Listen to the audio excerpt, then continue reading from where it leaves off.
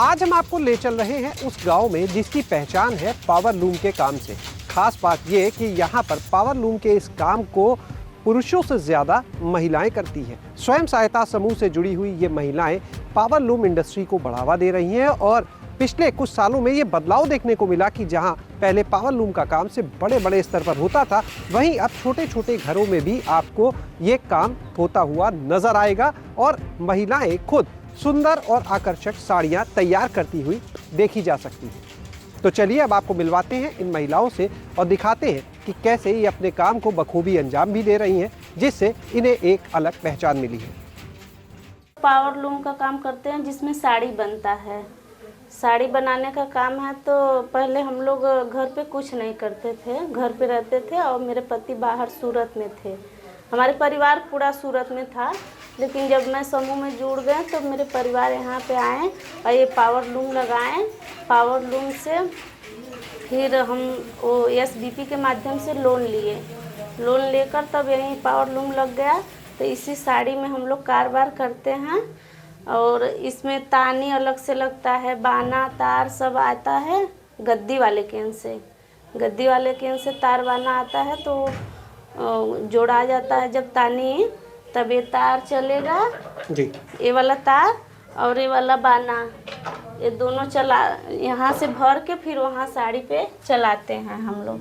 एक दिन में कितनी साड़ी बना लेते हैं? वहीं 1, 2, 1.5 भी बना लेते हैं। इसके साथ कितनी और महिलाएं हैं जो इस काम से जुड़ी हुई हैं? इस काम से तो समूह की महिला 40-45 लोग हैं। ये खाली ये पावर लूम में सब लोग लगाए हैं अपना पावर लूम।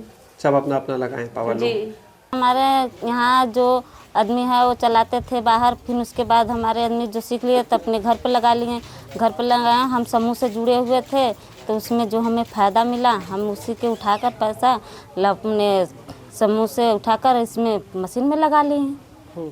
तो वही मशीन हमारे घर पर है, चलते थे। आपके गांव में हम देख रहे हैं हर घर में ये काम? हाँ, घर घर में है। हमारे यहाँ ज़्यादा से ज़्यादा पावर लूम का सबसे ज़्यादा है।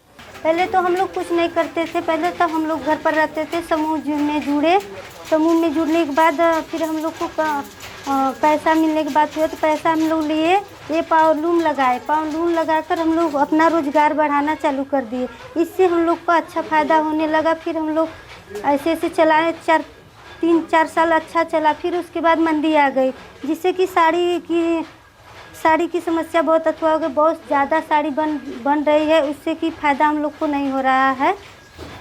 ये बताइए, आपका जो गांव है यहाँ तो हम देख रहे हैं हर घर में यही काम हो रहा है? हाँ सर, हर घर में यही हो रहा है, इसलिए साड़ी के बहुत कम दाम होने लगा है ना जी। कितने लोग करते होंगे ये काम आपके गाँव में? 45-46 है महिला। मतलब मुख्य जो रोजगार का जरिया? और ज़्यादा हैं, ये समूह की महिला की बात कर रहे हैं। इतना महिला जुड़ी हैं और बाहर की तो और ज़्यादा हैं। पहले लाइट बिल इतना नहीं आ रहा था, लेकिन पहले 200 रुपये महीने आ रहा था, लेकिन अब यही लाइट बिल 2000-3000 ऐसे करके आ रहा है।